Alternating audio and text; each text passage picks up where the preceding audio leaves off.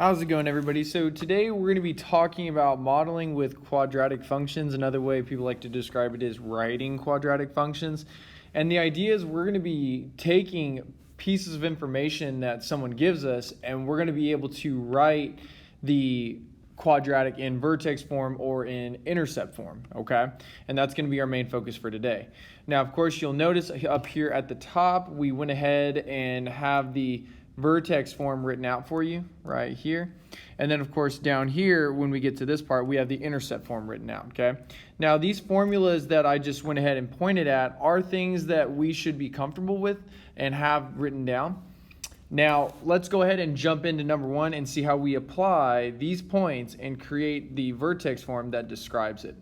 So the first thing that you need to do is identify your vertex, okay? So the vertex for this one right here is going to be -2, 6, okay? And I get it from right there. Now, the next thing is my random point, okay? The random point that I've been given is -1, 3, and that'll be important in just a moment. Now, what I'm going to do is I'm going to plug in my vertex first, and when I plug in my vertex, I have it as y is equal to a.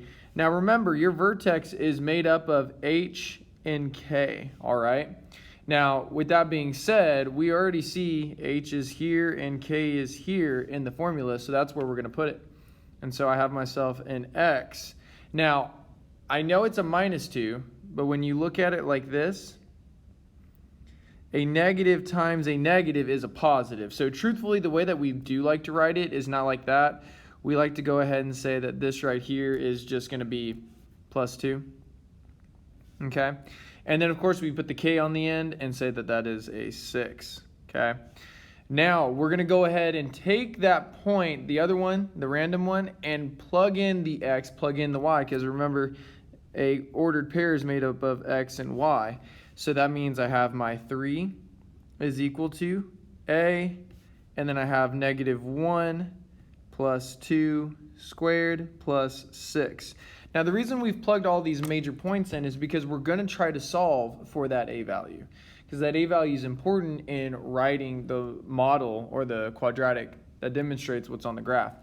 Now, let's go ahead and start solving. So we have 3 is equal to a, and then -1 plus 2, that's going to be a 1. Now, 1 squared, fairly easy. That's just going to go ahead and be, and I'll finish it on the right side over here. I've got myself a 3 equals a plus 6. Now, I need to solve for a, so I'm going to subtract 6 on both sides. And I have a is equal to, and then that's going to be a -3. So when I go to write my model, I'm going to write it like this. I have y is equal to my a value, -3.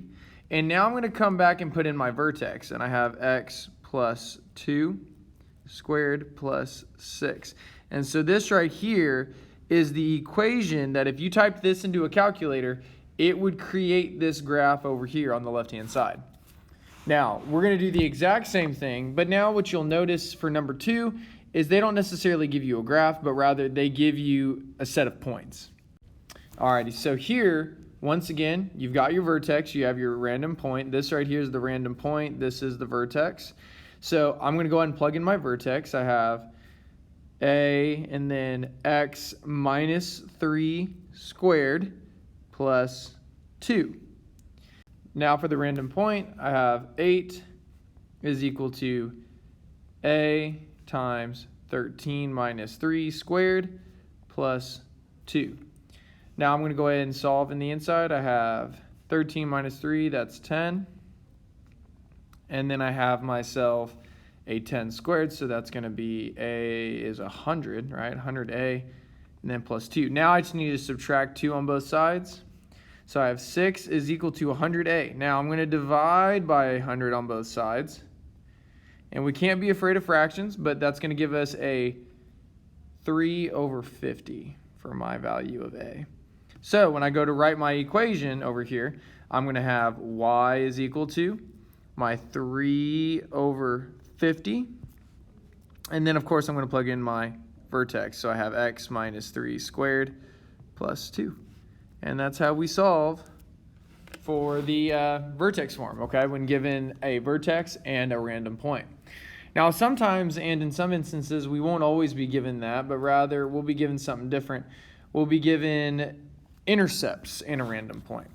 So what we're going to do is we're going to use these intercept form here to solve for this one. So here, looking at this graph, okay, I have my intercepts of 2, 0, and then 4, 0. And then, of course, my random point is going to be 3, 4. But believe it or not, that random point is also the vertex, right? We could also call this a vertex right here. Okay. Now, plugging it into the formula up top, we have y is equal to ax minus your p-value. So the p-value, remember, this is p, this is my q, and so this would be a minus and then 2, x minus and then a 4. Now I'm going to plug in the random point to solve for my a value, because that's always the goal, right, is we're trying to solve for a so we can plug it in eventually. And so I have 4 is equal to a. And now I got to plug in 3 twice because there's 2 places where there is an x. So 3 minus and then 4. So what this gives me is 4 is equal to a, and then that's a 1, and then that's a -1. Well, what this turns out to be is -1, right? So 4 is equal to -a. But if I divide by a -1 on both sides, my a value is going to be -4. So when I go to plug in my official answer is going to be y is equal to -4. And then I'm going to plug in my x-intercepts. I have x minus 2, x minus 4. And then there you go. That is the equation that describes the graph up top. Now let's go ahead and repeat the process again. Okay, so this time, instead of giving a graph, we're given the words, right? And so here, you have it as x-intercepts of -2 and -4. So if we plug it in, always plug in your intercepts first. I would have this right here.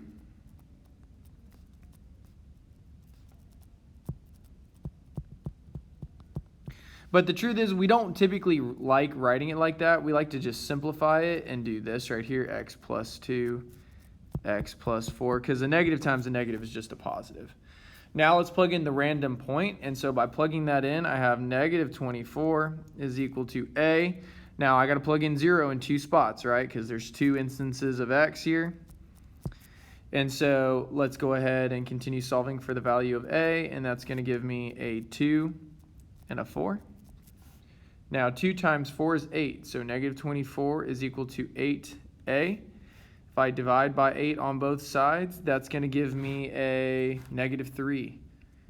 So I have myself my a value. I can create my equation. So I have y is equal to -3. Now plug in your x-intercepts. Your x-intercepts were x plus 2 and x plus 4. And so that is what we are doing today. We're taking information and creating quadratic functions. So here's the big idea. If you're given a vertex and a random point, and they explicitly say, hey, this is a vertex and this is a random point, you're going to be creating the vertex form like we did in problems 1 and 2. If you are given explicitly a x-intercept and a random point, then you need to use this formula right here. You need to be using the intercept form, okay? And just like for 3 and 4. So these are the big ideas that we're going to be learning today. Let me know if you have any issues at all. And then we'll continue this process more on Monday when we come back. Alrighty, great job, guys.